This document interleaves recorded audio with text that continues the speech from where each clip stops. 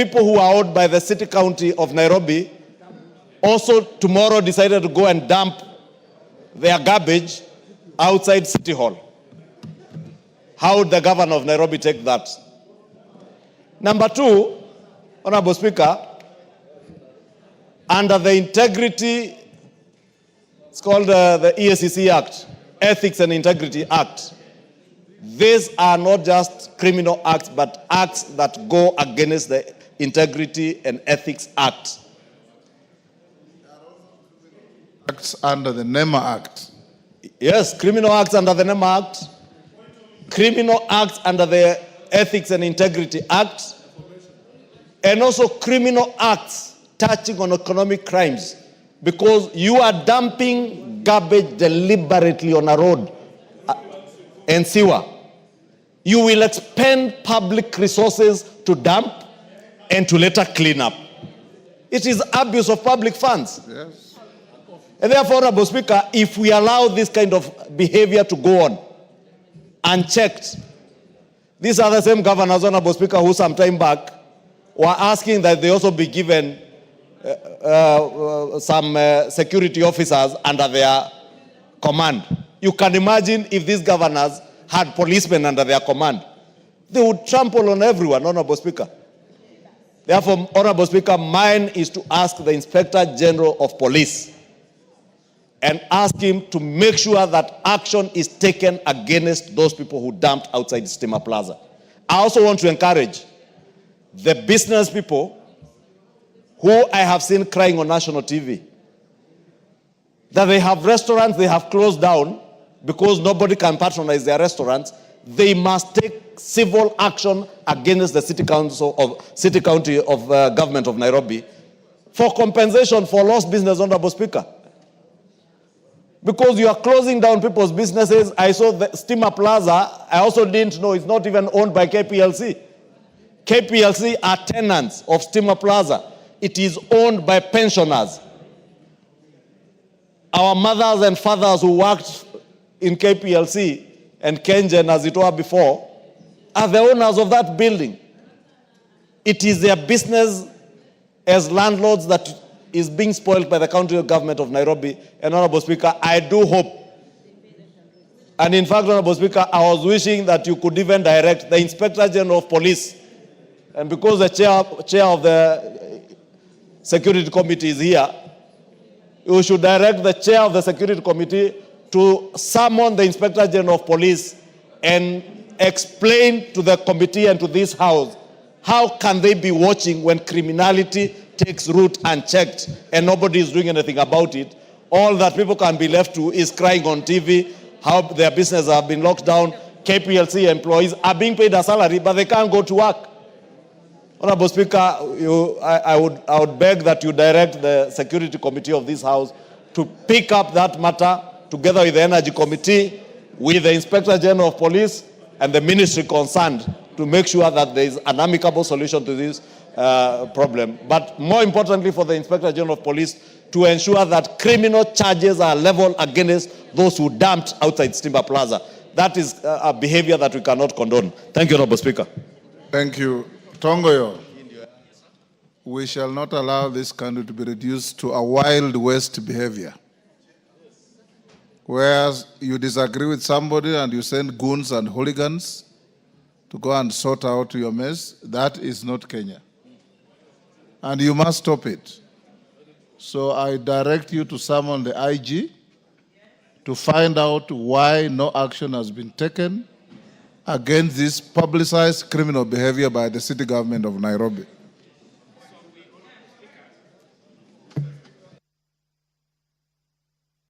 Yes, Dr. Nyikal. Hold on, Tongoyo. Mr. Speaker, it's not only the police that we should ask. What was actually done is a public nuisance, and actually under the Public Health Act, the driver and their bosses who allowed that to open can be charged because they actually exposed people to garbage and soil, as you said, and that can easily cause an epidemic. We actually had a problem like that where some person actually were dumping things in the river, and eventually we had cholera in River Suo in Western Kenya. So it is not just a police issue, it is a major health issue, not only for the staff of Kenya Power and Lighting, but for all the people around. So I think that element should also be looked into. Thank you, Mr. Speaker. Yes, Chief Whip, on the same issue. Honorable Speaker, it is in line with what Dr. Nyikara has just said. This is actually what we've been saying, that we have created demigods in the name of governors, in the name of their excellence, Honorable Speaker. The cries of the business people around Steamer Plaza, Honorable Speaker, should not be left just like that. I saw on TV, Honorable Speaker, a lady who runs a restaurant just next to Steamer Plaza, who had no interest whatsoever to whatever happens between the county government and the Kenya Power and other business people around that area, Honorable Speaker, having it rough to even run their business, Honorable Speaker. There is even one cow, Honorable Speaker, that was towed by the county government, Honorable Speaker, that did not belong to the people, to any employee that works in the Steamer Plaza, Honorable Speaker. That is exactly what we are talking about in relation to everything that we've talked about as far as the county governments and the governors are concerned, Honorable Speaker. So I also join the majority leader and all the leaders that have spoken in saying that it's about time that we also invite those governors perhaps in this house or find a way to have these committees, Honorable Speaker, to investigate some of those actions. I know it's not within our mandate. We'll be acting ultra-violent. It is within your mandate. It is within our mandate. Read the Constitution. So that this committee, I'm well guided, Honorable Speaker. Article 95, I presume. And then have these relevant committees, not just the security committee, Honorable Speaker, even the committee that handles matters environment, Honorable Speaker, the committee that handles trade matters, because the business people are affected around that area. The governor and his team must face this house and explain what exactly they were trying to do and this childishness that we see. Because, Honorable Speaker, we see a lot of them, not just garbage. You see governors, Honorable Speaker, moving around with vehicles, about 30 vehicles. One vehicle carrying a carpet, another one carrying a toilet, another one carrying goons, another one carrying a chair, another one stand.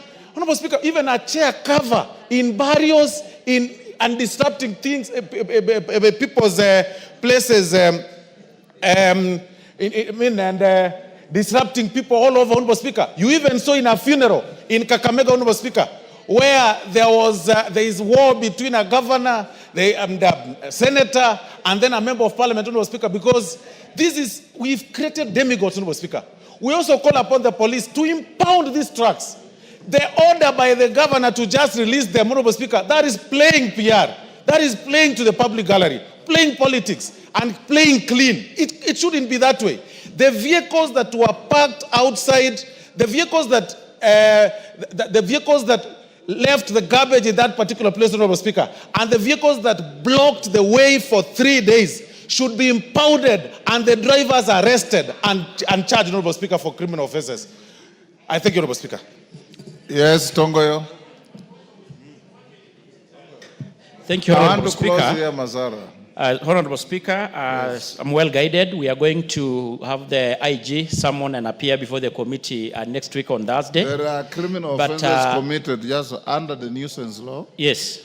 Under environmental law, under the Health Act, under the Penal Code, and several other acts of parliament. You can find up to 10 criminal acts committed with that act.